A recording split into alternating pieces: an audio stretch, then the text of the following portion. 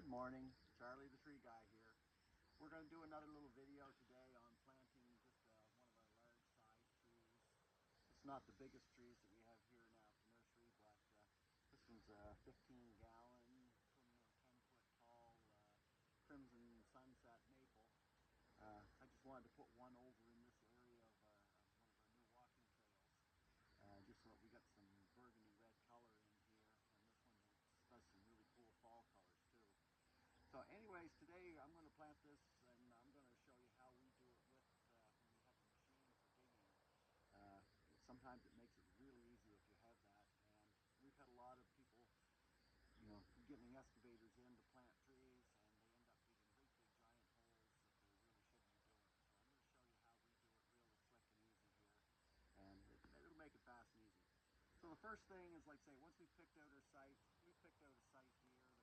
plant this. This tree does not like to be in a wet area, so we can't plant it over in a hole over there or a hole over there. But we got this nice rolling hill here. And I did yank out some stumps that were in here. I did that beforehand. So usually what we like to do is just to amend the soil a bit. So we'll just dump a bunch of compost on the site where it's going to be planted.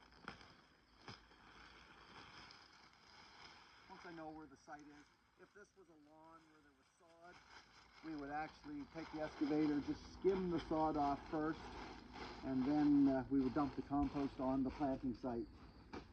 Okay, now the easy part, the fun part.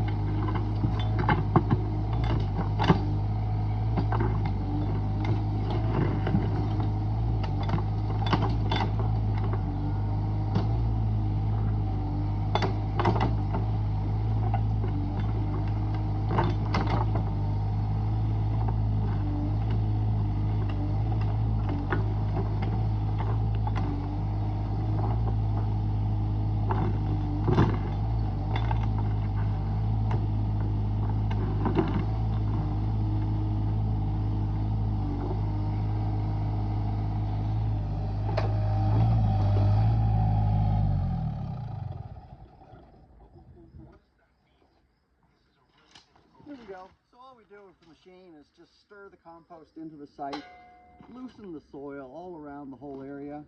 And then once I have it all mixed up and loosened up the way I like it, then basically I just stick the teeth straight up and down. We're in the middle where the tree's going. Just jam them in the ground, a little pull, a little push, and then you got some nice loose soil here and here that we can put back into the hole.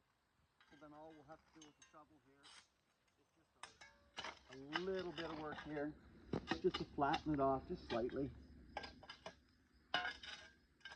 And another case of those rocks, some little sticks. We'll get rid of a few of those. That looks pretty close,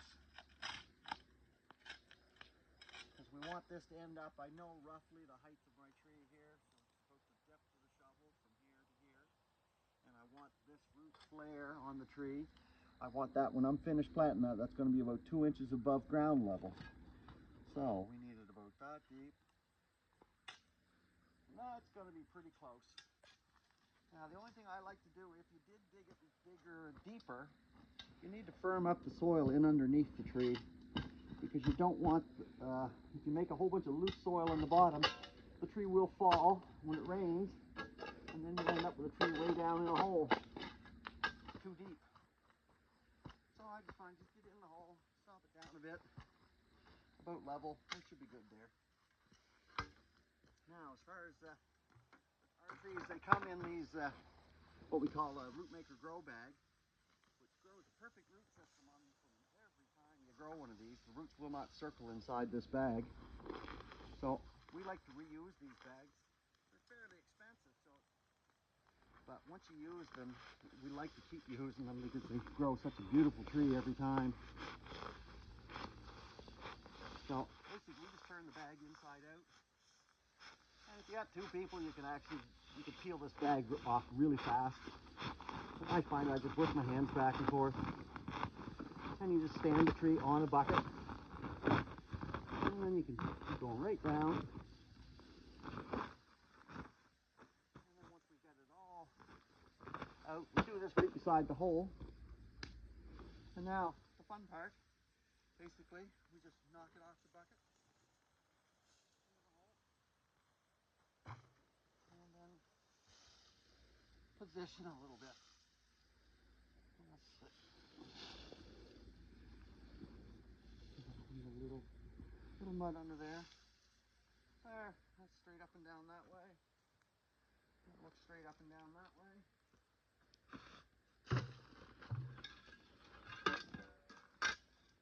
We'll just check our top again here, make sure our root flare is in the right spot.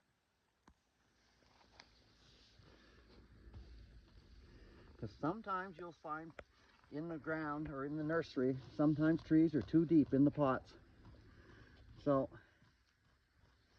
it's nice to dig in here. There, we found the root flare on this side right there.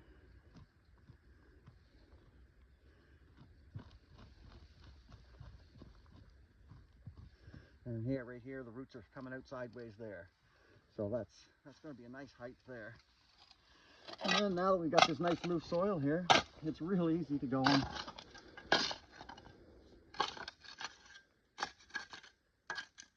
Put it all back in here. And just go along and firm it up a little bit.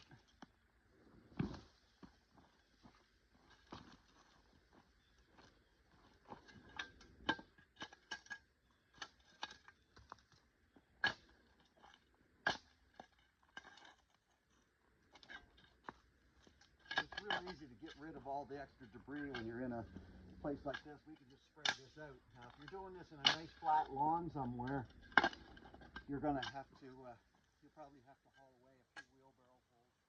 Probably about a wheelbarrow full of sod. And then you'll end up hauling away, probably about 5 or 6 shovelfuls maybe of extra soil, so that you end up at the right height.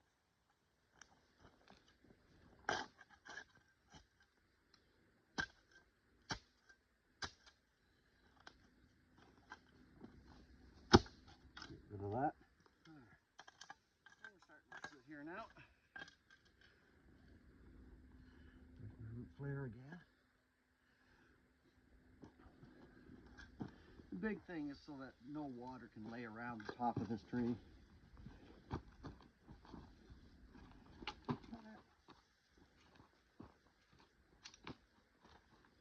it's on a little bit of a hill here, it'll run away. Alright.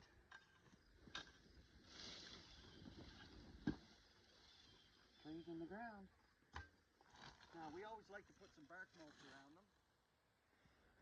Keeps them from drying out in the summertime.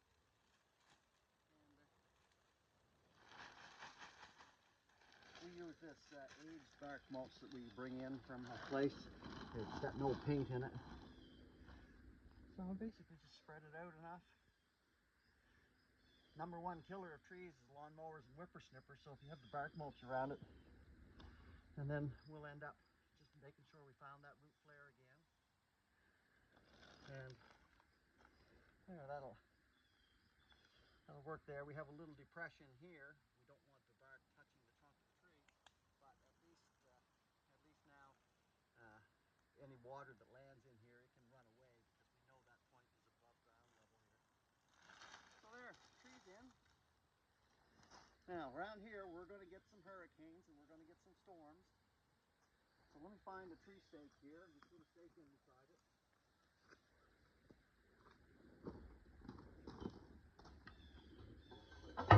And we have this little pounder thing that we use. Now we like to normally put the stake on the west side of the tree because that's the side that the prevailing winds come out of. And we will end up, we're not going to actually end up driving right through the root ball of the tree. We're going to just be beside it a little bit.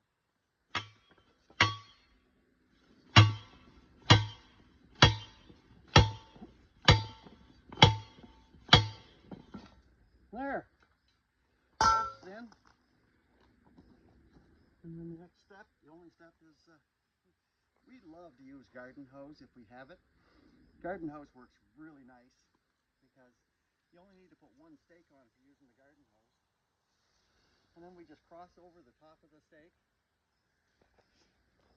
Get this branch out of the way so you can see what I'm doing here.